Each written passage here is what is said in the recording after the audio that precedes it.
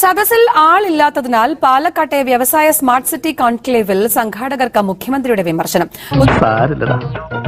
നീ എവിടെ പരിപാടി അവതരിപ്പിച്ചാലും ഇത് തന്നെയാണല്ലോ നിന്റെ എന്ന് പറയുകയാണെങ്കിൽ നാട്ടുകാർക്കെല്ലാം നിങ്ങളെപ്പറ്റി വളരെ മോശം അഭിപ്രായമാണ്. അതിനെനിക്ക് നിങ്ങളോട് സഹതാപമുണ്ട്. പക്ഷേ ഇനിയെങ്കിലും എല്ലാവരെയും കൊണ്ട് അതും ഇതും പറയിക്കാതെ ഒരു നല്ല രീതിക്ക് ജീവിച്ചൂടെ? പുതുശ്ശേരിയിൽ കഞ്ചിക്കോട് ഇൻഡസ്ട്രീസ് ഫോറത്തിന്റെ നേതൃത്വത്തിൽ ഇൻ സമ്മിറ്റ് എന്ന പേരിൽ നടത്തിയ കോൺക്ലേവിലെ ഉദ്ഘാടന പ്രസംഗത്തിലാണ് മുഖ്യമന്ത്രി വിമർശിച്ചത്.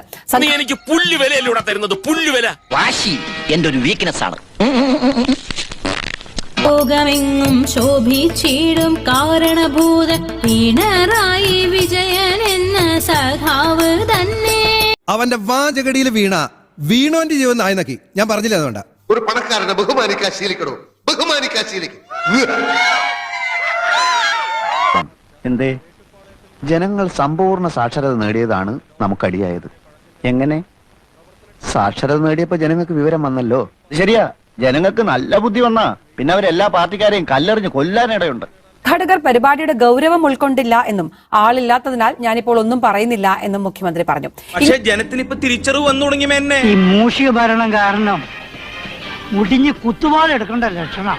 ഇങ്ങനെ ഒരു പരിപാടി ഇതുപോലെയാണോ നടത്തേണ്ടിയിരുന്നത് എന്ന് ചോദിച്ചാണ് മുഖ്യമന്ത്രി പ്രസംഗം തുടർന്നത്. അതൊന്നും എനിക്കറിയാൻ മേല. ഇങ്ങനെ എന്തെങ്കിലുമൊക്കെ പറയുമ്പോഴേ എന്റെ മനസ്സിനൊരു സന്തോഷം ഉണ്ടാവുള്ളൂ. ഞാൻ എന്റെ സന്തോഷം നോക്കിയാ പോരെ. ഈ തെരഞ്ഞെടുപ്പിൽ എന്റെ പാർട്ടി ജയിക്കുന്ന കാര്യം ഇത് തന്നെ. വിപുലമായ ഒരു പരിപാടിയുടെ ആ ഗൗരവത്തിൽ നിങ്ങൾക്കത് ഉൾക്കൊള്ളാൻ കഴിഞ്ഞോ എന്നുള്ള സംശയമാണ് എന്നിൽ നിറഞ്ഞു നിൽക്കുന്നത്. സഖാവ് കൃഷ്ണപിള്ളയും അഴുക്കോടനും വേക്കേരിയും EMS ഒക്കെ ഉണ്ടായിരുന്നെങ്കിൽ നിങ്ങളുടെ പാർട്ടിയിലെ ഇപ്പോഴത്തെ നേതാക്കന്മാരെ മുഴുവനും വെടിവെച്ച് കൊന്നിട്ട് അവര് വീണ്ടും ജയിലിൽ പോയേനെ.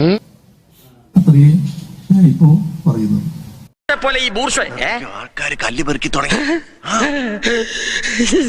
എന്റെ മോന്തയ്ക്ക് നോക്കിയിട്ട് ചോദിക്കാൻ പറ്റിയ ഒരേ ഒരു കാര്യമുള്ളൂ, നരകത്തിലേക്ക് ഇവിടുന്ന് ലെഫ്റ്റോ റൈറ്റോ അതോ നേരെ പോകണം.